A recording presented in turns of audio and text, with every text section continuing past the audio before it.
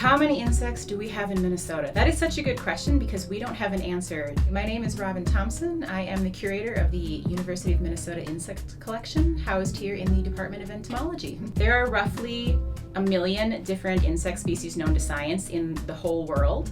We don't know how many of those specifically are in Minnesota. We can use resources like the insect collection to tell us that, but at the stage we're at right now, we don't have digital data on every single one of those specimens. So it'd be sort of like walking into a library and saying, how many different science fiction books do you have, but not having an actual cataloging system to answer the question. So you would have to go through those shelves of books and count every single one in order to answer the question, which is what I would have to do in our insect collection to answer the question, how many species do we have in Minnesota? For a collection of over 4 million individual specimens, we have almost 400,000 digitized at this point. So my role in digitizing insects for the Biodiversity Atlas is just keeping that ball rolling. We want to get those insects digitized. We want those digital records that we can answer questions like, how many insects are in Minnesota? Which species do we find in this county? What season do we start seeing the insects appearing in? Are they emerging in April, May, June? All of these questions are things that we can answer once we have these records digitized and aggregated in a single location. A lot of times we think of insects, we think of bugs, and people think, ew, gross. But they provide so much benefit to our life, and the knowledge that we can get from having these data-based specimens is going to be just exponential once it's out there and usable by researchers. So sort of getting over that hump of people's belief that the insects are maybe useless when they're actually incredibly useful. Some insects carry health benefits, economic benefits. Some of them carry negative impacts to us in terms of agricultural economics, again, in terms of health. Some things we just love because they're beautiful and we get an aesthetic value, we get a biophilic value out of understanding, for example, the butterfly fauna of Minnesota.